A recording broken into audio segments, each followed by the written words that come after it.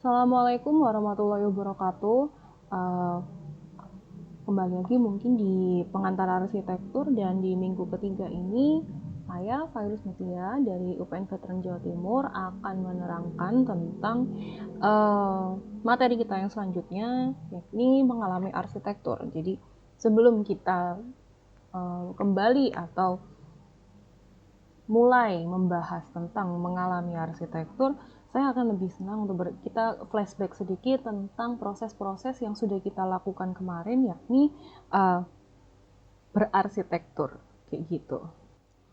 Oke, ketika kita berbicara tentang berarsitektur, pasti teman-teman mungkin awalnya berpikir ya, kenapa ada imbuhan ber di dalam arsitektur yang sedang saya jelaskan gitu, kenapa nggak arsitekturnya aja gitu. Karena sebetulnya ketika kita mengintisarikan atau meresum dari dua perkuliahan kita sebelumnya, yakni tentang apa sih sebenarnya arsitektur, maka kita bisa menyimpulkan sendiri bahwa berarsitektur itu adalah kegiatan yang dilakukan seorang arsitek dalam menghasilkan rancangan gitu. Jadi karena saat ini kita belum menjadi arsitek, kemudian kita belum merancang, kita belum menghasilkan satu karya arsitektural, maka kita harus mempelajari dulu kegiatannya atau prosesnya. Bagaimana sih berarsitektur yang benar gitu? Bagaimana sih berarsitektur yang baik dan bijak seperti itu?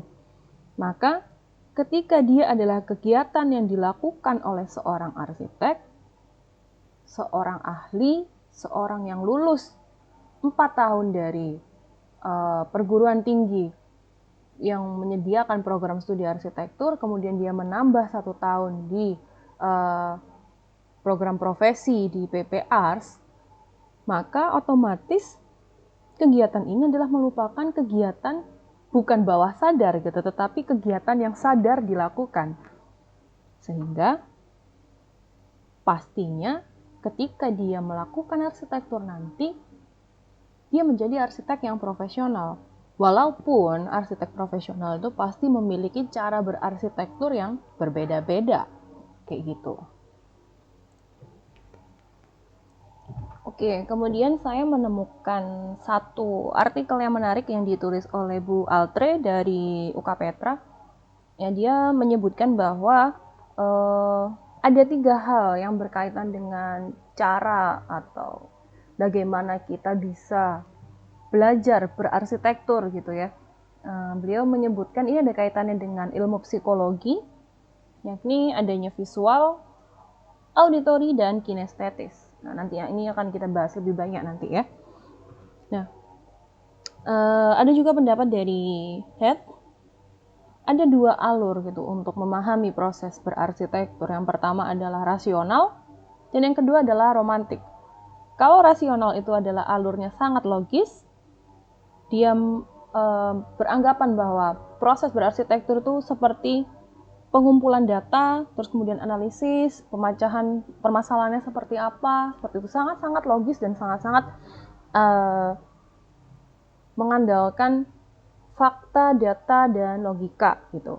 Sedangkan alur satunya yaitu romantik adalah alur yang bersifat intuisi atau perasaan gitu. Jadi kemudian lompatan-lompatan intuisi ini akhirnya diuji berdasarkan data yang terkumpul gitu. Jadi ada 2 hal ya kalau menurut Heath gitu.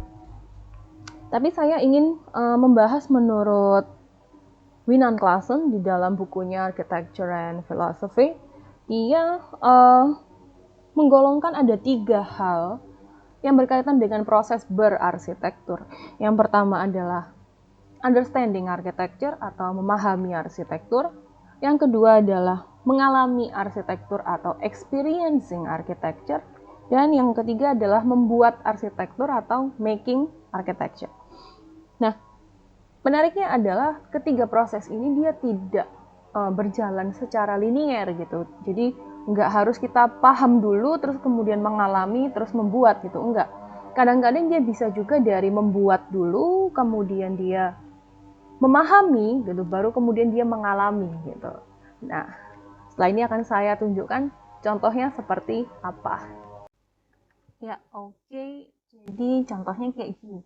Ada seorang ya lulusan arsitektur UPN, mungkin sebut saja namanya Budi. Budi, dia baru lulus, dia baru merasakan indahnya bebas dari dosen dan tekanan-tekanan yang ada di arsitektur. Kemudian uh, dia merasa bahagia, dia merasa uh, sudah banyak belajar tentang arsitektur. Intinya dia lulus gitu ya. Terus kemudian akhirnya ketika dia lulus, kemudian dia menghasilkan satu karya arsitektur pertamanya dia. Ini bentuknya dia mendapatkan inspirasi dari alam gitu ya, dia ngambil ranting-ranting seperti sarang burung gitu, kemudian dibuat seperti rumah, dan dia merasa sangat nyaman, sangat bahagia dengan hasil arsitekturnya itu tadi. Kemudian dia tinggal cukup lama di situ, dia merasa sangat-sangat bahagia saat itu ya.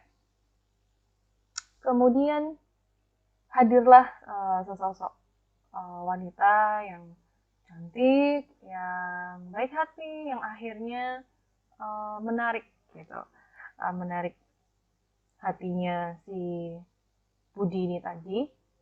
Kemudian mereka memutuskan untuk hidup bersama gitu. Jadi dengan kehadiran wanita cantik ini, kemudian rumah sangkar burung Budi ini tadi menjadi ditinggali berdua gitu. Kemudian lahirlah anak mereka yang pertama, kedua, ketiga, dan seterusnya. Kayak gitu. Dan akhirnya Budi mulai sadar bahwa ternyata kok sempit ya, atau kok kayaknya ruangannya kurang ya kalau cuman segini doang. Gimana ya? Ternyata arsitekturnya nggak cocok buat Budi dan keluarganya. Kayak gitu. Nah, ini tadi sebenarnya menjelaskan bahwa ketika kita dianggap memahami arsitektur, kadang belum tentu. Kita kadang-kadang setelah melakukan arsitektur, kemudian kita setelah membuatnya, baru kita mengalami tadi kayak Budi tadi mengalami, oh ternyata ruangan yang aku buat sempit ya gitu. Terus akhirnya dia paham bahwa arsitekturnya tidak tepat gitu. Jadi proses-proses ini yang menurut Claassen tidak linier dan saling terkait satu sama lain gitu. Untuk garis besarnya sih sebenarnya begitu ya. Oke, kita lanjutkan ya ke mengalami arsitektur gitu. Jadi inilah sebetulnya bahasan utama kita di minggu ketiga ini gitu. Jadi saya ingin meng-highlight tentang mengalami arsitektur secara lebih detail begitu. Nah, di capaian belajar minggu ketiga ini jelas bahwa mahasiswa mampu memahami istilah arsitektur dan kedudukan arsitektur. Dalam hal ini adalah mengalami arsitektur. Gitu. Nah, yang pertama adalah how to perceive gitu, atau gimana ya caranya kita melihat, gimana caranya kita mempersepsikan arsitektur itu yang seperti apa gitu. Nah, ini adalah salah satu yang dibahas gitu. Mungkin kemarin juga sudah kita bahas bersama bahwa arsitektur itu bukan hanya bangunan dan seni, bangunan dan teknik, bangunan dan struktur, konstruksi dan segala macam. Karena kita di sini belajar tentang pengantar arsitektur ya, bukan pengantar dasar bangunan dan lingkungan, karena itu dua hal yang berbeda gitu. Di sini jelas bahwa arsitektur itu tidak hanya dia sebagai tempat bernaung, kalau kemarin kita bahas tempat bernaung, atau sebagai payung ya, yang kalau manusia hujan oh dia berteduh di arsitektur gitu, dia berteduh di bangunan gitu. Kalau panas gitu, oh ya dia bernaung gitu dari panasnya matahari gitu. Tapi arsitektur itu adalah sebuah rekaman fisik gitu tentang aktivitas manusia dan aspirasinya gitu. Jadi dia benar-benar berupa satu apa ya? Ibaratkan bahwa arsitektur itu seperti kaset atau recorder gitu. Dari aktivitas manusia dari masa ke masa terus seperti itu. Makanya kan kita kadang kalau ngelihat candi gitu, kita ngelihat tugu pahlawan gitu, kita eh, merasakan gitu atau mendapatkan satu rekaman ulang gitu ya, gitu kayak di rewind gitu tentang oh di masa itu kayak gini ya gitu, di masa itu kayak gini, mungkin waktu di Borobudur oh dulu zamannya dinasti Sailendra tuh kayak gini gini, terus oh ini peribadatan gila gede banget ini segala macam gitu. Terus gitu gue pahlawan, ternyata pahlawan-pahlawan kita kayak gitu ya dulu perjuangannya dan segala macam. Jadi arsitektur tuh it's not about uh, bangunan doang gitu, tapi dia sebetulnya adalah rekaman fisik dari aktivitas manusia dan aspirasinya dari masa ke masa kayak gitu. Nah, yang menarik adalah pernyataan dari Louis E. Kahn. Dia siapa? Google please. Jadi dia menyatakan bahwa arsitektur itu adalah sesuatu yang alam tidak bisa buat gitu. Karena arsitektur memang bagian atau hasil produk dari kebudayaan manusia, di mana manusia beraspirasi, kemudian menanggapi alam di lingkungan sekitarnya dan menghasilkan arsitekturnya. Dan ini yang disampaikan juga oleh Louis C. Kahn. Nah, tapi kita juga bisa melihat bahwa sebenarnya kalau ngomongin arsitektur itu sebagai tempat bernaung, hanya ya, yang ngomongin arsitektur sebagai tempat bernaung, ternyata di alam juga banyak. Dan itu tidak hanya dilakukan oleh manusia gitu. Karena eh, hewan pun dia juga berarsitektur dengan caranya sendiri. Kayak siput dengan rumahnya, burung dengan sangkarnya, ataupun lebah juga dengan sarang lebahnya. Dan itu rumah buat mereka gitu. Dan itu cara mereka berarsitektur. Apa itu bangunan manusia gitu. Dan tadi kan ada burung membuat sangkarnya, kemudian siput bawa-bawa rumahnya kemana-mana gitu. Terus bangunan itu berarti ada dong bangunannya hewan, bangunannya manusia, atau ternyata bangunannya jin atau whatever gitu. Nah, building sendiri itu tentu berbeda dengan arsitektur. Kenapa? Udah jelas ya, secara epistemologi bahasanya aja ada bangunan dan arsitektur gitu. Kalau sama ya ngapain kata-katanya berbeda gitu. Nah, pengertian awal dari bangunan itu sebenarnya adalah satu bentuk kesadaran. Ya, ini ada conscious act gitu. Salah satu bentuk aksi yang dilakukan dengan sadar, ya, dan dia melalui beberapa tahapan gitu. Dan dia itu uh, melalui proses-proses atau pemilihan-pemilihan proses yang cukup ribet gitu. Jadi nggak cuman apa ya, uh, kalau hewan ya, kalau misalkan burung itu dia dengan nalurinya sendiri dia akan membuat seperti itu dan pasti akan seperti itu, sama gitu. Kalau burung gereja pasti sarangnya akan seperti itu. Kalau siput rumahnya pasti akan seperti itu. Mau siput A, siput B, siput C gitu, mau Gary-nya SpongeBob sama gitu.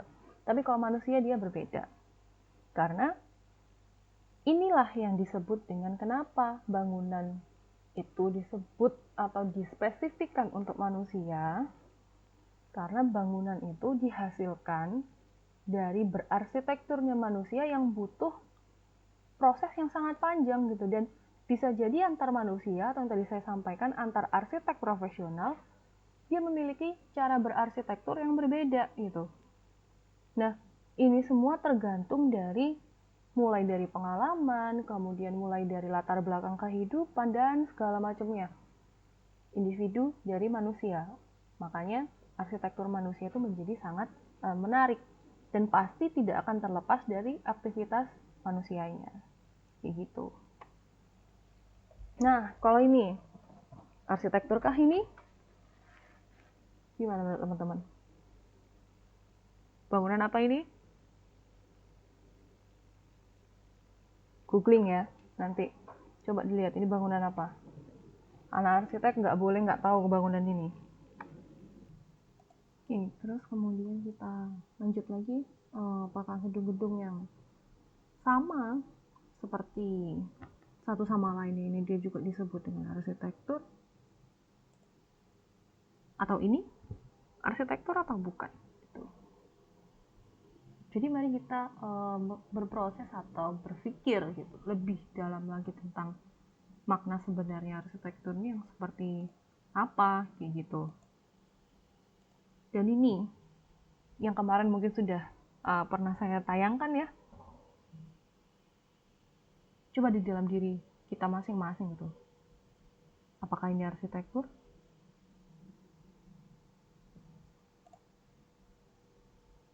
Ada juga salah satu tokoh yang bernama Nicholas Pevsner. Dia menyatakan bahwa a bicycle shed is a building, Lincoln Cathedral is a piece of architecture. Lincoln Cathedral itu tadi gambar yang awal tadi yang saya bilang kalau anak arsitek pasti harus tahu gitu. Jadi dia beranggapan bahwa yang namanya arsitektur itu ya Lincoln Cathedral yang maha megah dan cantik seperti itu gitu. Kalau tempat naruh sepeda atau gudang ya cuman bangunan aja, dia belum masuk dalam kategori arsitektur. Ini menurut Nicholas Pevsner. Dan akhirnya terdapat satu pendapat gitu, terdapat satu wacana atau presiden bahwa yang namanya arsitektur itu adalah bangunan yang dianggap penting gitu. Jadi kalau bangunan lain yang tidak penting gitu, seperti permukiman kumuh di kolong jembatan ya, kemudian rumah-rumah di pinggir rel gitu, itu menjadi bukan arsitektur karena dianggap bukan bangunan yang penting gitu, bukan bangunan yang substansial gitu, atau bangunan yang mengeluarkan banyak biaya, banyak uh, arsitek mungkin untuk membangun seperti itu. Pemikiran-pemikiran seperti ini masih banyak juga terjadi di sekeliling kita kayak gitu. Kemudian kedudukan arsitektur sendiri ada 3 ya. Yang pertama adalah arsitektur itu seperti sejarah dan literatur yang tertulis gitu. Jadi dia bisa dibaca. Nah, nanti ada lagi yang namanya membaca arsitektur. Malah ada bukunya Aldo Rossi itu dia membaca kota gitu. Jadi proses membaca ini jangan lagi kita pahami secara harfiah hanya membaca buku ya, buku yang ada teksnya. Kalau nggak ada hurufnya nggak bisa dibaca, enggak. Karena kita sebetulnya terbiasa untuk membaca karakter orang gitu kan, membaca situasi dan keadaan. Nah, arsitektur juga kita harapkan memiliki apa ya, sarana yang sama gitu untuk bisa dibaca gitu. Terus kelanjutnya, ini adalah arsitektur itu adalah komunikasi nonverbal gitu. Adalah satu rekaman bisu yang diproduksi oleh budaya. Dalam artian arsitektur ini sendiri adalah satu bahasa atau ya satu benda yang dia diam aja gitu, tapi sebetulnya dia bisa menceritakan banyak hal. Contohnya tadi Candi Borobudur. Kalau kita bilang Candi Borobudur kan berarti walaupun kita sebagai orang awam gitu, kita melihat Candi Borobudur itu kita juga sudah bisa membaca gitu atau berkomunikasi gitu dengan areanya gitu. Nah, kemudian arsitektur seperti yang sudah saya jelaskan di minggu kemarin gitu, akhirnya dimaknai atau dimengerti sebagai satu kesatuan yang utuh dari human built environment, lingkungan yang dibuat oleh manusia atau lingkungan buatan manusia, termasuk di dalamnya ada bangunan, ada kota, ada ruang-ruang urban, dan juga landscape-landscape yang berada di sekitarnya. Jadi arsitektur ini jadi sangat banyak, seperti yang kemarin saya sampaikan, ada mikro, meso, dan juga makro gitu. Oke. Dan akhirnya ini adalah salah satu bentuk ekspresi bangunan ya. Jadi ini adalah rumah hasil rekonstruksi ketika gempa di Bantul tahun 2006 kalau nggak salah, dimana di situ arsiteknya bersama-sama dengan masyarakat membuat satu prototipe rumah, kemudian masyarakat itu bisa berkreasi sendiri dengan memulung gitu sisa-sisa bangunan yang runtuh di desa mereka kayak gitu. Nah kayak ini kan kalau kita lihat kan gosennya unik banget ya bentuknya, karena memang mereka berkreasi sendiri untuk memulung sisa-sisa material bangunan itu untuk membangun rumahnya. Jadi rumahnya itu bisa detailnya itu bisa beda-beda gitu. Nah ini menjelaskan bahwa manusia itu membangun itu nggak cuman karena apa ya kebutuhan mereka untuk tinggal gitu, untuk bernaung atau untuk terlindungi dari cuaca, tapi sebetulnya mereka juga memberi ekspresi dan mereka memberikan citra diri mereka di bangunannya. Pasti rumahnya si A dengan rumahnya si B itu memiliki karakter yang berbeda. Kalau ibunya suka warna pink, ya rumahnya jadi pink gitu. Kalau ibunya suka warna merah dan biru, terus akhirnya jadi polkadot merah biru gitu. Bisa jadi juga seperti itu. Dan mereka mengekspresikan ini sangat sangat diverse ya, sangat berbagai macam gitu. Mulai dari material bangunan, warna, atap, kemudian bentuk rumah, model rumah, segala macam. Dan ini dijelaskan juga Masio itu adalah gudang atau bicycle shed atau ya katedral yang maha agung kayak gitu. Akhirnya bisa juga disimpulkan bahwa arsitektur itu adalah seni yang tidak dapat dihindari gitu. Kita selalu mengalami arsitektur, kita selalu berhadapan dengan arsitektur, bahkan ketika kita bangun tidur kita sudah berhadapan dengan arsitektur. Minimal mikro kamar kita. Kalau yang tidurnya nggak di kamar, mungkin di teras rumah ya beda lagi ya. Tapi tetap berada di dalam lingkup arsitektur. Mikro, meso, maupun makro gitu. Jadi bisa juga dibilang bahwa itu adalah seni bagaimana kita hidup gitu, berhabituasi atau berkehidupan kayak gitu. Nah, tidak seperti seni yang lain, arsitektur itu punya power atau punya kekuatan untuk mempengaruhi kondisi perilaku manusianya. Karena itu tadi kita bangun tidur aja sudah mengalami arsitektur. Kita jalan kaki ke pasar gitu, udah mengalami arsitektur. Kita berangkat kuliah, kita berangkat kerja, kita ngapain aja itu kita berada dalam satu lingkup arsitektur. Ya, itu tadi tentang kedudukan dari arsitektur. Nah, sekarang kita coba next ke mengalami arsitektur yang sebenarnya. Ya, jadi untuk mengalami arsitektur ini sendiri, tadi kita sudah bahas bahwa arsitektur itu adalah seni yang tidak dapat dihindari, ya. Kita bangun, ada di dalam arsitektur, kita berjalan kaki dari satu bangunan ke bangunan lain, kita berada dalam lingkup arsitektur yang meso, kemudian kita berada di satu kota Surabaya, berarti kita berada di lingkup yang makro gitu. Dan arsitektur ini dibentuk oleh aktivitas dari manusianya. Oke, sekarang kita coba untuk melihat satu gambar berikut. Nah, ini. Oke. Di gambar ini juga gimana?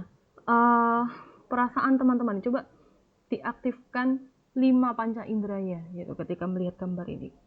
Apa yang teman-teman rasakan ketika teman-teman berada di dalam bangunan yang seperti ini gitu.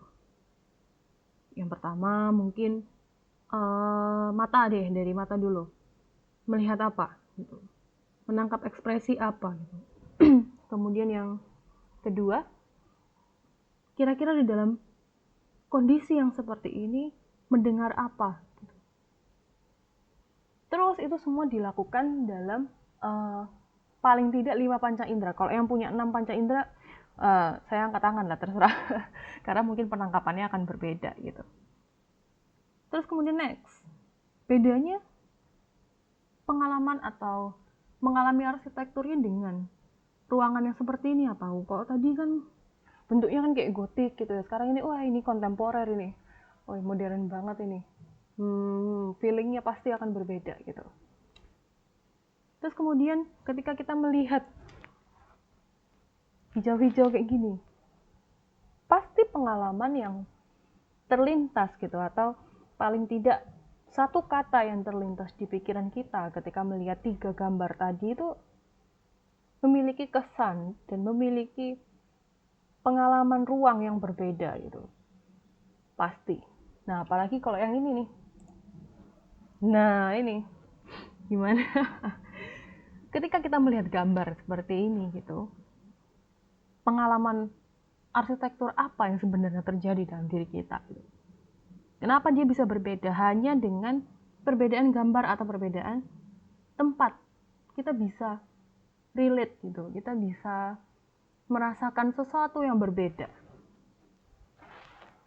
dalam experiencing architecture atau dalam mengalami, merasakan gitu ya. Nah, sebenarnya yang paling besar berpengaruh pada diri kita itu adalah faktor psikologis gitu. Faktor psikologis ini adalah kalau bisa dibilang adalah satu enjoyment atau satu kesenangan gitu ya, yang mempengaruhi sebetulnya respons psikologis kita gitu. Jadi ketika tadi mungkin lihat kuburan terus akhirnya kita jadi aduh kok serem gitu, tapi begitu lihat yang hijau-hijau aduh enak, kepengen liburan nih kapan ya pandemi berakhir. Jadi kayak gitu. Arsitektur itu bisa memanipulasi, bukan memanipulasi sih, bisa memberikan satu kesenangan, emosi yang ya naik turun gitu, ada senang, sedih, kecewa, dan segala macamnya. Dan itu yang disebut dengan seni dari hidup yang kita tinggali.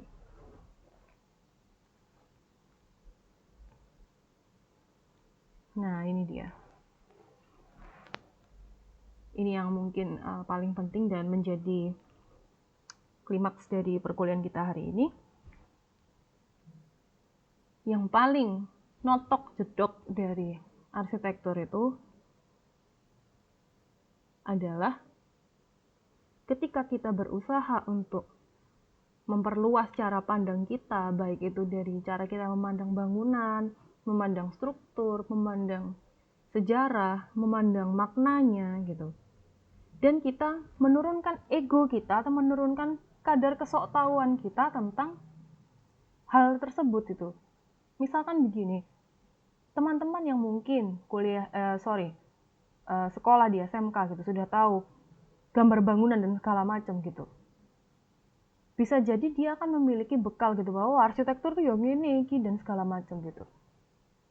Sama seperti orang yang sudah sering belajar kimia gitu. Jadi dia akan merasa paling tahu tentang keilmuannya itu, dia akan merasa sudah hatam. Dan itu sebetulnya yang membatasi. Ketika kita mau belajar sesuatu, kita harus selalu siap untuk berada di titik yang paling nol, dan kemudian tanpa menjustifikasi, tanpa menyalahkan, itu ya melihat dengan jeli lingkungan di sekitar. Gitu. Ibaratnya seperti gelas ya. Kalau kita merasa gelas kita penuh, kita tidak akan bisa diisi lagi gitu. Tapi kalau kita merasa gelas kita kosong, maka akan mudah ilmu itu masuk kayak gitu.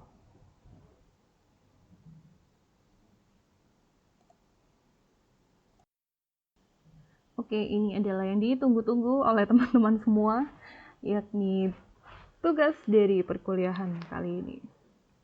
Tugasnya gampang banget, tentang mengalami arsitektur ya. Boleh pilih satu dari 3 lokasi berikut.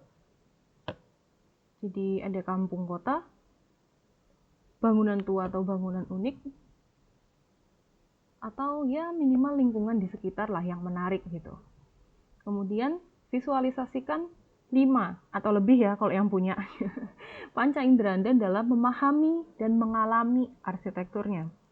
Yang kedua, hadirkan dalam bentuk sketsa-sketsa yang representatif dan judul sketsanya dalam satu paragraf yang dinarasikan. Jadi minimal narasinya adalah satu paragraf gitu ya. Format tugasnya adalah ditulis tangan dan sketsa manual. Dikumpulkan dalam bentuk PDF tidak lebih dari 5 MB. Kemudian dikumpulkan melalui halaman e-learning kita ilmu.upnjatim.ac.id. Pengumpulannya adalah hari Rabu 7 Oktober 2020 pukul 00.00 waktu Indonesia Barat. Dan tidak ada toleransi keterlambatan. Jadi saya nggak mau tahu, e-learning saya nggak bisa, email saya rusak dan bla bla bla, saya sudah tidak mau tahu. Gitu. Ini sudah minggu ketiga. Teman-teman harusnya sudah bisa menyesuaikan diri. Yang tidak mengumpulkan otomatis tidak ada nilainya, kayak gitu. Dan ini adalah contohnya untuk sketsa dan narasi yang saya harapkan. Narasinya ini menjelaskan tentang pengalaman arsitekturnya ya. Jadi bukannya ini adalah bangunan ini enggak. Saya nggak butuh itu. Saya butuh pengalaman arsitektur yang Anda rasakan. Gitu ya.